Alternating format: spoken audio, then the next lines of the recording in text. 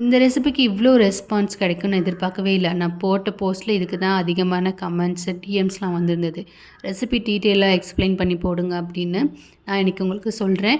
இதே மாதிரி இத செஞ்சு பார்த்துட்டு டேஸ்ட் எப்படி இருக்கு? ஷாப்ல வாங்குறத விட பெட்டரா இருக்கான்னு கண்டிப்பா எனக்கு கமெண்ட்ஸ்ல சொல்லுங்க. கொஞ்சம் ஹேப்பியா இருக்கும். இதுக்கு வந்துட்டு 500 ml பவுல்ல நான் ஒரு ஓல்டு ஓட்ஸ் எடுத்திருக்கேன். அதே மாரி மிக்ஸ்டு சீட்ஸ்ன்னு கேட்டா ஷாப்ல கிடைக்கும். அத ஒரு பவுல்ல ஆட் பண்ணியிருக்கேன். உங்களுக்கு பிடிச்ச மாரி ஃபேன்சி நட்ஸ்லாம் கட் பண்ணி போட்டுக்கோங்க. நான் பாதாம், முந்திரி, பிஸ்தா வந்துட்டு இந்த மாரி கட் பண்ணி போட்டிருக்கேன். சாக்லேட் ஃப்ளேவரில் பண்ண போகிறேன். அப்புறம் 1/3 கப்பில் கோகோ பவுடர் அன்ஸ்வீட்டடு, சால்ட் கொஞ்சம், அதுக்கப்புறம் வெண்ணிலா எசன்ஸ் ஒரு டேபிள் ஸ்பூன், அதுக்கப்புறம் இந்த அளவுக்கு ஒரு 100 கிராம் அளவுக்கு ஹனி போதும். எனக்கு இவ்வளோ போதும். உங்களுக்கு எக்ஸ்ட்ரா ஸ்வீட் வேணும்னா நீங்கள் வந்துட்டு அதிகமாகவே ஆட் பண்ணிக்கலாம். கொஞ்சம் இப்படி கொழுக்கட்டை மாதிரி பிடிக்கிற மாதிரி தான் இருக்கும் பிசு பிசுன்னு. அதுக்கு ஒரு ஃபைனலாக பீனட் பட்டர் வந்துட்டு கொஞ்சம் ஃப்ரீசரில் வச்சதுனால மெல்ட் பண்ணி வந்துட்டு ஆட் பண்ணிக்கிட்டேன். அதேமாதிரி ஒரு 1/2 கப் இருக்கும். ஒரு 2 டேபிள் ஸ்பூன் அளவுன்னு வச்சுக்கோங்களேன். அவ்வளோதான்.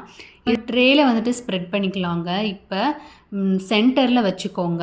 175ல் 30 மினிட்ஸு பேக் மோடில் வச்சுட்டு நீங்கள் ஸ்டார்ட் பண்ணிவிடுங்க. பேக் பண்ணி எடுத்துகிட்டா இந்த மாதிரி சூப்பராக கிறிஸ்பியாக நமக்கு வந்துட்டு நம்மளோட க்ரோனோலா வந்து ரெடி ஆகிடுங்க.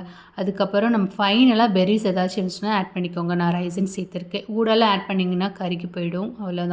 சூப்பராக இருக்கும். டேஸ்ட்டு செஞ்சு பாருங்கள்.